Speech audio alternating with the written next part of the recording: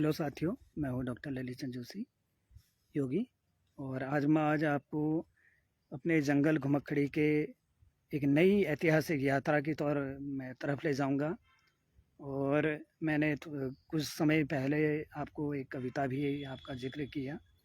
उसी के क्रम में मैं जहाँ पे मैंने वो कविता बोली थी और वहाँ पे मुझे कुछ चीज़ की प्राप्ति हुई, और मैंने वहीं पे मेरा भाव ये बना कि मैं वहीं से अपनी कविता का आगाज़ करूँ।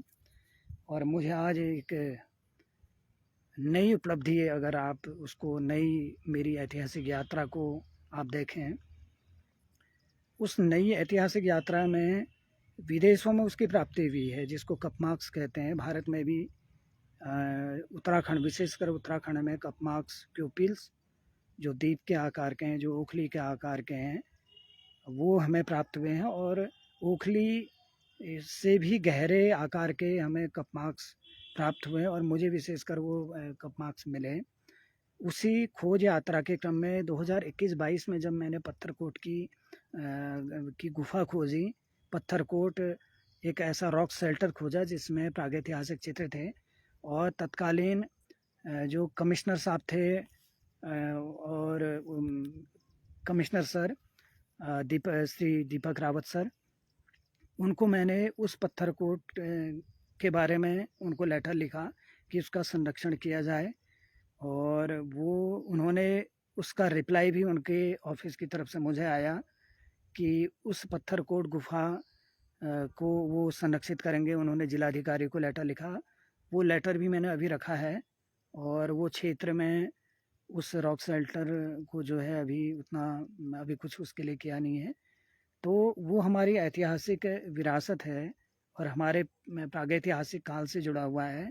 और ठीक लखुडियार की भांति, जो लखुडियार में आपने रॉक पेंटिंग्स देखी होंगी, करीब 2,500 से 3,000 साल पूर्व की, जब पत्थर का युग रहा, उस दौर में जब आदि मानवों ने गुफाओं की शरण ली, तो उसने अपनी अभिव्यक्ति के लिए उन्होंने जो चित्र बनाए, वहाँ पे खोदा या जो भी किया, ऐसे काम किए। उसी दौर में एक तो उन्होंने गुफाओं में चित्र बनाए, ऐसे अभिव्यक्ति दी, और उसी दौर में उन्होंने जो है कि पत्थरों पर अपने उपयोग के लिए कुछ ना कुछ उन्होंने साइन बनाए। वो साइन जो थे, एक तो मुझे जो लगता है कि दिशाओं को इंगित करने के लिए, और कुछ जानकारियाँ, या अपना जो उनका घर कुटुंब था उसकी जानकारी के लिए उन्होंने पत्थरों पर भी कोई ना कोई निशान बनाने शुरू किए। और वो पत्थर के निशान जो थे ओखली के रूप में बनाए।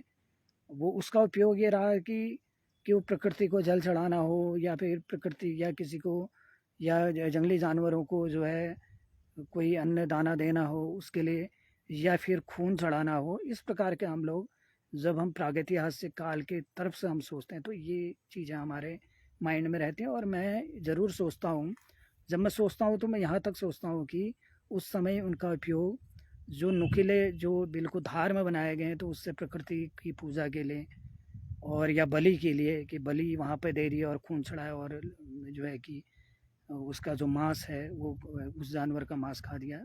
और ये भी हो सकता है कि प्रकृति को चढ़ा दिया, है ना, क्योंकि प्रकृति के उस समय का आदि मानव, उस समय का मानव जो था, प्रकृति का दास अपने को मानता था। और फिर धीरे धीरे वो जहाँ जहाँ को माइग्रेट हुआ होगा, और वो पूरे हिमालय के एरिया में जो है कि आया। मध्य एशिया से वो हिमालयी क्षेत्रों में उसका जो है आगमन हुआ। तो इसी क्रम में उत्तराखंड में भी वो आए, और उत्तराखंड के अल्मोड़ा में उस दौर के आदि मानवों के कई ऐसे जानकारी हमारे सामने हैं। और मैंने वो जो पत्थर कोट की जो गुफा खोजी, तो वो भी मेरी एक यात्रा में, जब यहाँ से हवालबाग, अल्मोड़ा से हवालबाग में पैदल गया, और हवालबाग से भी अंदर को जो है कि पत्थरकोट एक जगह पड़ती है, वहाँ उस गांव में मैं गया। और वो प्रोफेसर जे.एस. रावत सर का भी गांव है।